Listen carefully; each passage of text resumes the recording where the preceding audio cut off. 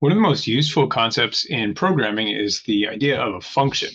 In Python, functions come in at least two flavors. One of them is called a lambda function, kind of for historical reasons. And this is a simple, just sort of substitute in variables calculus type function. And then there are also more general functions, which will allow for a little bit of more complicated operations to happen. So the first thing we'll look at is a lambda function. And we can do this in kind of a nice way like this. So if I have a function, which I want to call f, I write f equals lambda, telling me that it's a lambda function. And then I say the variables that we're going to enter. So in this case, maybe an x and y. And I can do a simple calculus type function like maybe x squared plus y squared, something like this. So this is just the calculus function, which you might write in the form something like f of x, y is equal to x squared plus y squared in a more calculus type notation. And that's it. So we can even do this kind of thing directly on the command line down here. If we copy paste that into the command line, we have this lambda function. And then I can do something like what is f of 2 comma 3. We get 13, which sure enough is 2 squared plus 3 squared. So that's the notion of a lambda function. You can make this a little bit more involved. For instance, you might want vector valued inputs, and you might want vector valued outputs. So let's see an example of that. So maybe I'll take this up here for our example. And if we run this, of course, we have to print the output. Okay. So there we see we get a value of 13 coming out. But let's see how to do something with a vector valued function. And for that, we'll use an array. And for an array, we'll use numpy. So import numpy as np, as we often do. Then I can say something like, so f is still a lambda function, still takes in multiple inputs, but I might want something, especially for differential equations, maybe something like I'll input time and y, but now we'll think about y as a vector. And the output will be something like an NP array, so NP array. Then the output will have two entries here, and then we'll close the function like this. So we can have something in the first entry, like maybe minus 0.5 times the first y value, say maybe y of 0. And then plus the second y value, y1. So now we'll be able to plug in y as a vector, and we'll substitute in both of these. And then maybe something like something plus t. Then a comma to indicate that we are entering the next line. And here we can have something like minus y of 0, say minus 0.5 times y of 1 plus maybe 2 times t. Something along those lines. It can be nice sometimes to line up some of these arguments just for easy reading. There we go.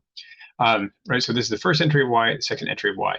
So for f down here, maybe we'll set time equal to 1, and then for the second argument, we'll put in a vector like 1, 2, something like this. So now I'm plugging in, this a 1 is going to go in for y0, and a 2 is going to go in for y1, and then also a 1 is going to go in for t. And we should get an array coming out of this. So if we take a look at this, sure enough, we get the vector 2.5 comma 0, which you can check is the right answer. So this can be useful for plugging in, for pretty general calculus type functions. This is just the notion of a lambda function, which all this means is that we're going to take these inputs and substitute them in the appropriate places within the definition of the function. All right. You can do more with lambda functions, but for now, we'll just move on to more common use of a function, which is maybe called you could call it a general function, something like that. And this is, so we'll do something like this for a more general function. And that's, we'll choose some type of a definition, and then we name the function. So for this one, I'm going to use an example we've seen a few times now, factorial. It's going to take in a value n, and then we use a colon. Within that function, So we're defining this factorial function.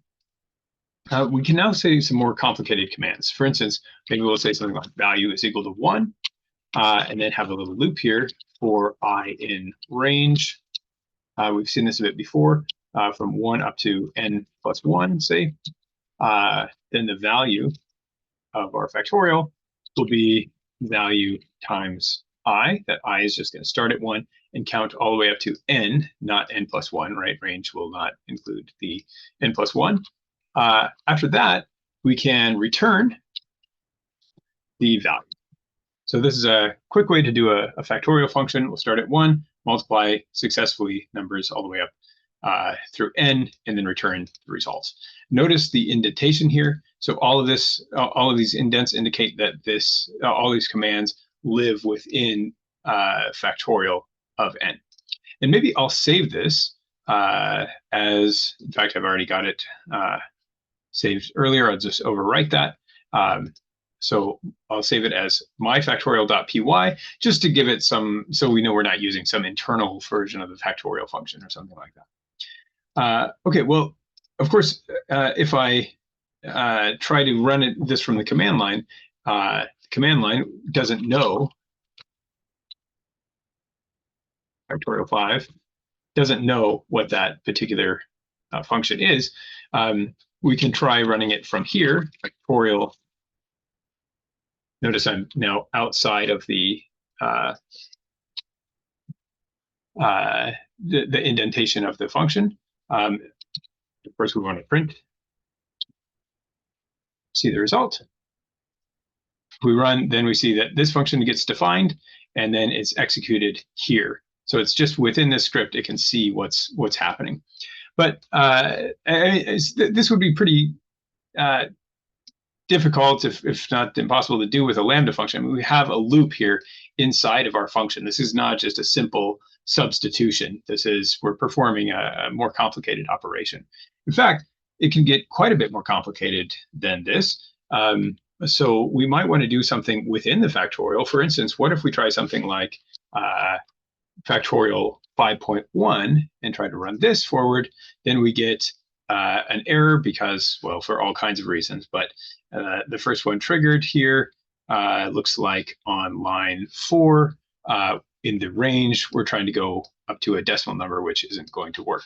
So we might want to do some exception handling or error handling.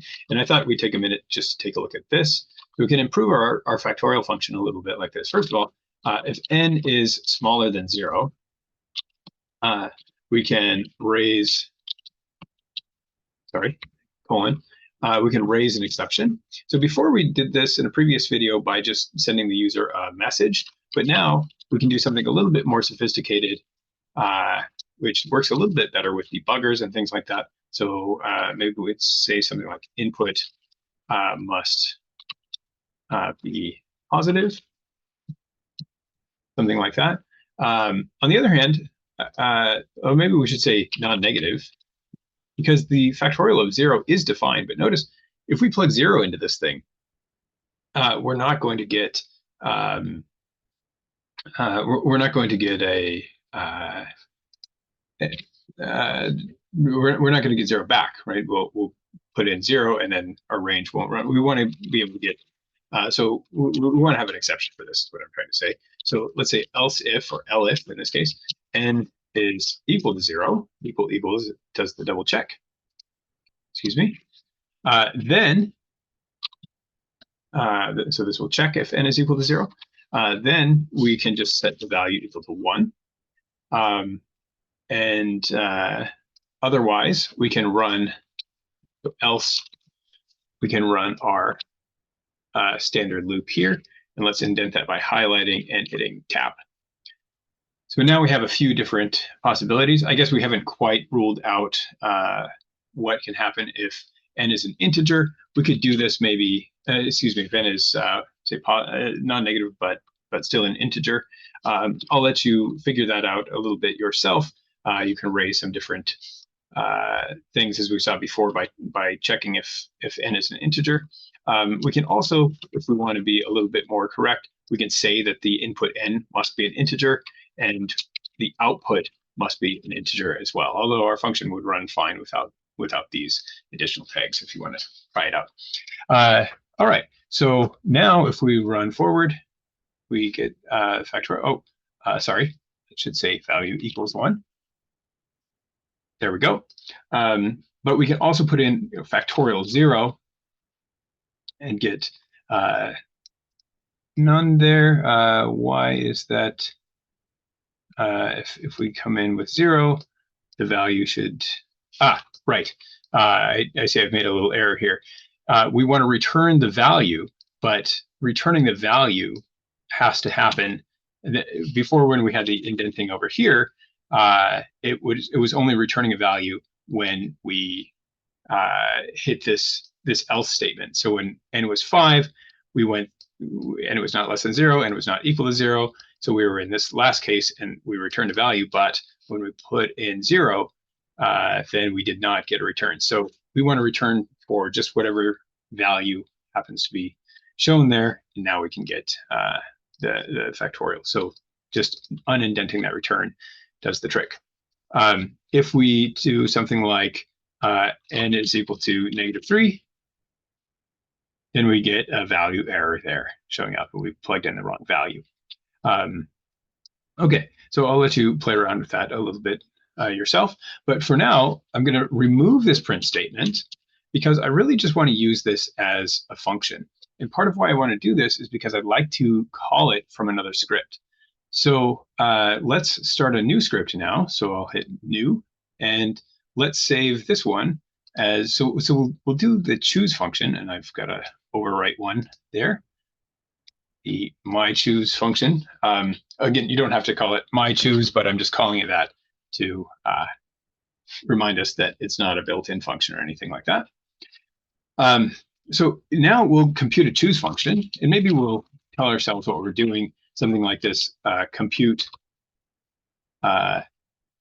n choose m, i.e. The choose function, if you remember, looks something like this: n factorial divided by m factorial times n minus m factorial. So this is your standard choose function from probability, and I wanted to use it as an example so that we could show off how to call a different function from within this function. So I'd like to do something like this. Now I'm missing a piece here, but we'll see what it is as it comes up. So define choose n comma m colon, and then we'll do something like return factorial n divided by factorial m, and then times factorial n minus m, like this. Now this is not quite right. If you remember order of operations, these will divide first, and then the multiplication will take place in the numerator. So we need to modify this with some parentheses, and now it should be okay. But if we try to then do something like print, let's do choose, if we do 5 choose 2, which turns out to be 10, and run it, we see that we get an error because it says factorial is not defined. So that's because factorial was defined over here in a different file, and Python has no reason to go looking in this file. So we'll tell it to go look in that file. So we'll do something like this: from my factorial, remembering that case is important here. So here I'm using camel case. You've seen me also use the underscore convention. Either one is fine. It can be good to try to stick to one or the other. Sorry, can't type in and talk at the same time. Factorial. There we go. So for my factorial, import the function called factorial here. You could have multiple functions in a one file, and you would need to tell Python which ones you want imported. So we're importing that factorial function, and now if we run, we sure enough get 10. And I think that's pretty good, but we could modify this a little bit. For instance, factorials where what if n is larger than m? These are actually defined, and they're just defined to be 0. So if we do something like choose n, if n is bigger than or equal to m, excuse me, bigger than or equal to m. Then we'll return, need a colon there, return 0. Else we can return the normal operation for a factorial like this. And now we have a choose function, which we could call from another program. There are many ways that you can do this, but this is just a quick introduction to how to deal with these. Let me mention one more thing, and that's that, oh, I see that I'm missing a colon. It might come off as a little bit funny that, oh, let's see, have I done this wrong? I'm sorry, if n is bigger than m, that's the good case. Let's switch these. That's why it's always good to test your code. There we go. If n is bigger than m, of course, n choose m is defined by this. And if n is smaller than m, then we return 0. Excuse me. So if we try that, we get 10. But one thing that's kind of funny is that notice we get a 10.0 here. And that's because the way that we're using this division is that Python is treating this as a real number. You can use a slightly different form of division, which rounds down after the division and gives you an integer when you're done. So if you're expecting an integer to come out, you could use this double divide thing, keeping in mind that you need to be a little bit cautious about rounding. Of course, we could make this a little bit more proper by telling Python that integers should come in and a single integer should come out like this. If we run it, we get 10. If I run a 5.1 here, then we get a type error. And in this case, we want an error to come up because we don't want to be computing choose function for 5.1. This is typically not defined, or maybe we don't want to define it in this particular application. So it would be good for us to get an error in this case, because then we Python would be telling us that something wrong was happening in our code. It's one of the worst things when you can get your code, if your code runs, but it gives you the wrong answer. This can be pretty bad, right? And it's nice to have things built in that can help us detect when things should occur in that way. Okay, so that's just a little bit about functions. I wanted to show one more example where we might have, say, a few different outputs. So let's take a look at something like that. In this case, let's define a function that you might see in physics, free fall. And so the idea is to model is to have a code which computes the classic formula that, say, the position is equal to acceleration. Maybe we'll say a0 because it's like a parameter. A0 divided by 2 times t squared plus initial velocity times t plus initial position. And we just want to output the velocity and the position from this. So compute, maybe we could say something like, oops, excuse me. Maybe we could say something like compute position and velocity.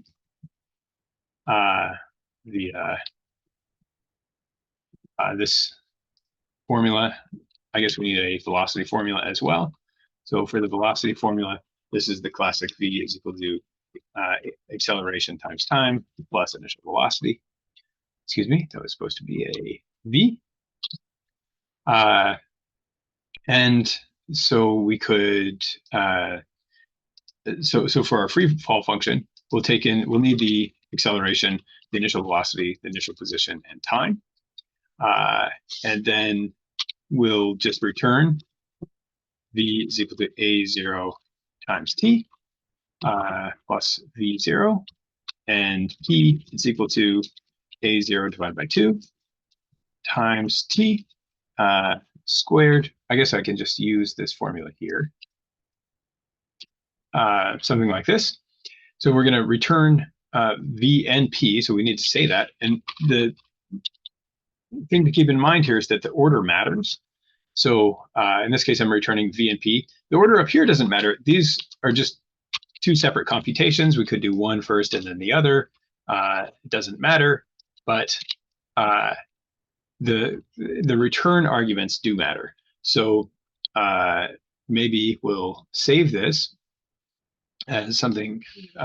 We can even give it the same name, freefall.py, and you see I've already got a copy there.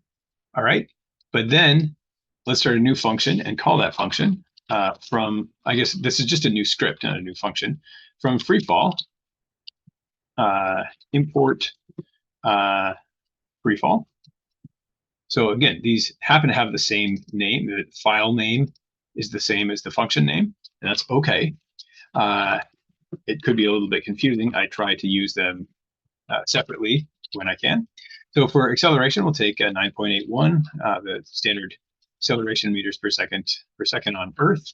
Velocity 0.0, let's say the initial position could be, P0 would be 0.0, and let's plug it in time, 0.2, something like this. And then we can say velocity and position equal freefall. So the freefall function at A0, and sometimes it's kind of nice to, instead of retyping everything, copy and paste so you're not making an error as you go. In this case, we have the arguments in exactly this order. So I will keep exactly that order so that everything comes out right. And the velocity and position are coming out here is velocity and position. Notice though that I don't actually need the same, I don't need to use the same names. Here, this is V and P. Over here, this is vel and pos. This is okay. Within the scope of the freefall function, these variables are used, but these variables are not making any appearance outside of this. In fact, I don't have to have this one be A0 either. We could call these other things and plug them in. They'll get plugged in as numbers, substituted for their values there. And freefall, within the scope of the freefall function, it won't know that we have called these something else outside of that script, which is kind of nice sometimes, because there are times when you might want to maybe call something several times, and maybe you would have a velocity 1, position 1, velocity 2, position 2, using several calls of freefall. After that, we can just print. So let's print with the format, something like at t equals this time, the position equals p, and the velocity is equal to v. Oh, sorry, I need these to be position and velocity to be vel, and maybe to make these distinct, we'll say position and velocity, something like that. There we go. So now the vel value, the value stored in vel here that is output from freefall will be input in this because of the curly braces, similarly with position and time. So let's see how that goes. If we run, oh, I have to save this. So I'll just save it as freefall test.py, something like that. And if we run it forward, see, we're getting a little bit of a error there back in freefall. I often forget to put in the colon at the end, and it's telling us that in freefall, syntax error expected, colon at the end there. And we can even tell that's telling us it was line 5 in the freefall script that was giving us trouble. Okay, great. So we'll save this. Notice I'm not running freefall itself. If I try to do that, nothing really happens. It's not, nothing's output. It's not, we're not telling it to really output anything. We're just defining a function. But if I run over here in freefall, still a little bit of an issue. I need to be able to spell print. Excuse me. There we go. We run that. Then we get, okay, at t equals 0.2, it tells us what the position and velocity are. So that's it for now for talking about functions. Maybe one thing I will mention, if you go and edit, let's say this function, let's say for some reason you wanted to, I don't know, have some other velocity that was added to this, maybe for some reason we're going to add 7, and then I go back here and run it. Notice that I've got a little star up here telling me that freefall.py has not been saved. So that adding 7, if we now run this script, notice it runs the thing that has been saved. It's not running this +7. There's no additional 7 showing up there in the velocity. We're getting the same output as before. So just make sure that you save all of your files and don't have these little stars. So if we take that away and save it, if we save it, then it takes away the star. We're good. Of course, that's not how the velocity is normally computed, so I'll change it back. But yeah, so we have to make sure that we've saved not just the file that we're working on, but any files that might have called along the way, or any function that may have called in its running. So that's it for functions. Thank you for your attention.